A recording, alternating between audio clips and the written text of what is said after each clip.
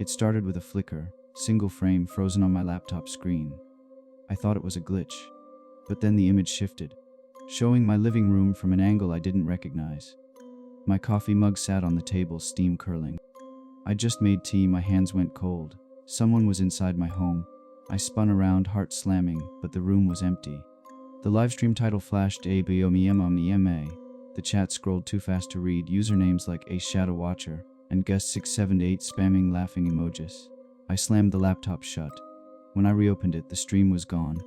3 days later it came back. This time it showed my bedroom. I'd been asleep, hair tangled, mouth open. The timestamp read 3:14 a.m. My phone buzzed. A notification from an anonymous account, you talk in your sleep. I called the police. They found nothing. No cameras. No breaches. Smart homes get hacked. The officer shrugged. Change your passwords. The stream returned every night, not just one angle, every angle. My shower, my closet, my fridge. I covered the lenses on my devices, unplugged everything. Still, the feed updated. The hacker spliced together moments I didn't remember. Me staring blankly at the wall for hours, pacing the hallway at dawn, standing over my own bed while I slept. Impossible. I showed my friend Jake the clips. Deepfakes, he said. Someone's messing with you. But his smile twitched. He didn't stay over again. Then came the gifts. A package arrived with no return address. A stuffed bear I'd owned as a child. It's formatted with something dark. The next day, a vase of lilies, my mother's favorite. She'd been dead for 6 years. The chat erupted. She's getting closer. I stopped sleeping, stopped eating. I moved to a hotel, but the stream adapted. A pixelated version of my room, the same layout, same furniture. Same meh curled on the bed. You can't hide it, the hacker wrote. I'm in your head now. I hired a cybersecurity expert, Mara. She traced the IP to a server in Latvia, dead-ended. They're running through a botnet, she said. This isn't some script, kiddie. They've been planning this for months. That night, the stream showed Mara's office. Her face paled as the chat crow. TLRABOTAP as she froze. Emma, they sent me a file. It's your voice. You're begging someone to stop. I ran, crashed on crutches, slept in my car. The stream followed. Always live, always now. Comments turned sinister. We see you. Now we're here. I stopped trusting reflections. My face on screen didn't match the mirrors. I blinked, screen me didn't. I whisper, who are you? The chat replied, you know. The answer came in a voicemail. My father's voice, gravelly with chemo. A message from 3 days before he died. I'm sorry, Emmy. I tried to stop her. The words slithered into place. My sister Lee. She'd vanished after the funeral, her obsession with me curdling into silence. The hacker's final message was a video. Lee, gaunt in a dim room, walls plastered with my photos. You left me, she hissed. Now I'm everywhere. I found her in our childhood home, the air thick with mildew and rotting lilies. Her laptop glowed with a grid of my life, every room, every shadow. She smiled, a cracked mirror of my face. You're the star, Emmy. They love you. The chat roared. She'd monetized it. Subscriptions, donations, a Patreon for exclusive angles. I lunged. The screen shattered. Police found her body in the basement, self-inflicted. The live stream cut to black. But tonight, as I write this, my phone lights up. A notification, a live now, dude. The video shows my new apartment. I'm on the couch typing. The timestamp is current. And in the corner, barely visible, Lee's stuffed bear tilts its head. Fresh blood on its paws. The chat chants the TUTTCLSEC. I don't look, I won't. But the camera does.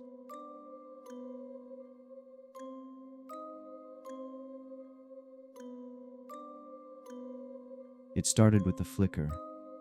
I'd be microwaving leftovers or scrolling through my phone, and the lights would dim for half a second. Just long enough to make me glance up. My apartment wasn't old. The wiring wasn't faulty.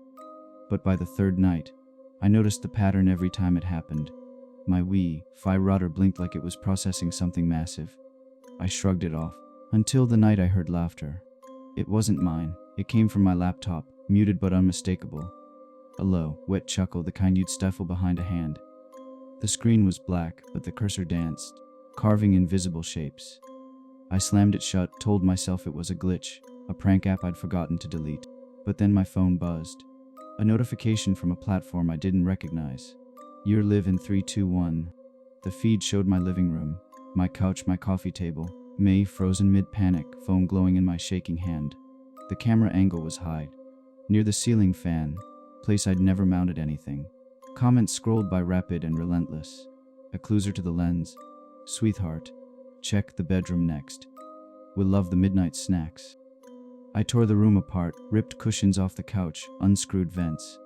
Nothing, the feed kept playing. I unplugged the router, but the livestream didn't stop. Offline won't save you, commented a user named ISInsider. We're always here. They knew things, little details. The scar on my knee from childhood, the way I hummed off key in the shower. When I called the police, the officer smirked. You kids and your paranoia. Change your passwords, buy a camera detector. But I did buy one. It beeped frantically in every room, a chorus of shrill alarms, 12 devices. 12 tiny lenses nestled in clock faces, power strips, even the carbon monoxide detector. All placed where I'd never think to look. All streaming. ISInsider had messaged me directly then. No demands, no ransom, just a link to a forum thread titled a 20t7 reality show. The girl who doesn't know she's starring. Pages of comments dissected my routines, my fears, my faça. They voted on what I'd do next. Will she finally check the closet? Place your bet. I moved not far, a cheap motel across town. I paid cash, left my phone in a dumpster. But that first night, as I scrubbed my skin raw in the shower, steam fogged the mirror. Words emerged, finger-written. You'll miss us when you're lonely. The bathroom vent emitted a familiar chuckle. They'd been in the motel's system for years. I stopped sleeping. Stopped eating anything I hadn't torn open myself. My boss fired me for staring at the security cameras too long, but I didn't care. I cared when my mom's voicemail played. A sobbing voicemail. Why are you sending me these videos? Who are these people watching you? The worst part wasn't the humiliation. It was the game of it. ISInsider had started sending challenges. Walk outside at 3 a.m. Or we'll leak your brother's address. Hold your breath for 2 minutes. Or the girl downstairs gets a package with your fingerprints on it. I complied, because what's sanity when the alternative is blood on your hands? I found the nest last week, a server hub in a storage unit downtown, paid for under my name. Rows of computers, screens split into every angle of my life. But no one was there. Just a note taped to a monitor to "We're not the hackers. You are. Check the logs." The files dated back a year. IP addresses linked to my devices. Footage uploaded from my cloud. I'd sleepwalk through it all, they claimed. A dissociative episode. A split self-serving an audience I'd craved. The police bought it. My therapist called it a trauma-induced fugue. But I know what I saw last night. After they shut off the cameras, after the world decided I was safe. My reflection in the dark bathroom mirror didn't blink when I did. It smiled, tilted its head and mouthed 2 words. We're ad-libbing. The lights just flickered again. My router's blinking, don't look for me. You're already watching.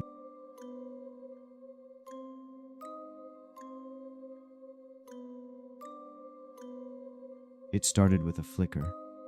My porch light blinked once, twice, then died as I fumbled with my keys after work. I didn't think much of it until the next morning, when my coffee machine turned itself on, steam hissing like a warning. By day 3, my phone buzzed with a notification from an app I'd never installed. TTCNGU. The thumbnail was my living room, camera angled from the smoke detector I'd forgotten existed when I moved in. My breath stalled. Someone had been inside. Someone was still inside, digitally always.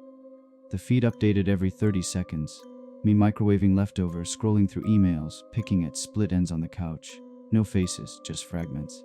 Comments rolled in from usernames like Observer, Observer1, Chinintan, Silent Watcher 2. You should really water that fern. Left your windows unlocked again. Task. I ripped the smoke detector down, wires dangling like severed veins, but the app persisted.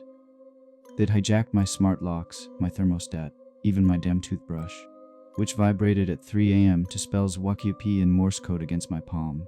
The police shrugged. Change your passwords, they said. As if I hadn't. As if the hacker wasn't always 3 steps ahead, gaslighting me through my own devices. Then the audio started. Whispers in the static between YouTube videos. You don't remember me, do you? And my laptop camera activating on its own, capturing my panic in grainy night vision. I covered every lens with duct tape. but the noises seeped in through Bluetooth speakers, wet, guttural breathing syncs to my morning alarms. I stopped sleeping, stopped showering, bought a burner phone, but it rang the moment I powered it on. "You can't hide," a voice modulator crooned. "I'm in your walls." Paranoia curdled into obsession. I scrutinized every pixel of the live stream for clues.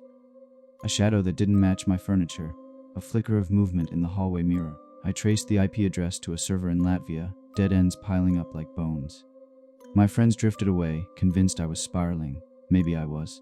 But the proof was there, my Spotify queue shuffling to a playlist called UR6CRETUS. Songs titled Guilta to Forgotten Fire. My hands shook. Only one person knew about the fire. It had been 7 years. A college party, a cigarette tossed into dry leaves behind the dorm. The flames took the chemistry lab, and I'd run, let 3 others take the blame. Now the hacker's messages sharpened, "Coup, let them burn. Now you'll burn too." I choked on the stench of smoke one night, but the air was clear. My fault, my mind insisted, my punishment. The live stream escalated. Clips of me sleeping spliced with footage I didn't recognize. My childhood home, my mother's grave. A comment from admintress, "Meet me, or I'll leak everything." Coordinates pinned me to a derelict data center on the outskirts of town. I went teeth gritted, a kitchen knife in my coat pocket. The building hummed, servers glowing like insect eyes. A figure emerged, face obscured by a hoodie. "Confess," they hissed, thrusting a phone toward me. Live viewers spamming "do IT" in the chat. I lunged, blade flashing, but the screen flickered to a surveillance feed of my empty apartment. A trap. They'd herded me here. While I raged in the dark, the hacker was there, rifling through my drawers, planting something small and metallic in my vent. I sprinted home, but it was too late. The live stream showed my front door closing, gently captioned, "Chick the nursery." My blood froze. I'd told no one about the pregnancy. Now the feed runs 24/7, even though I've torn out every wire, smashed every screen. The app won't uninstall. Viewers done it to vote on what happens next. Cut the power. Case show us the baby scan. Leave the window open, I pace, hungry and raw. While the chat debates whether I'm an actress, a liar, a ghost. I can't tell anymore either. Sometimes when the cameras glitch, I see him. A silhouette in the corner, smiling, waiting.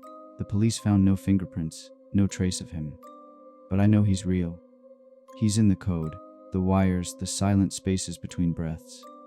And when the baby cries, I can't tell if it's through the monitor or the live stream.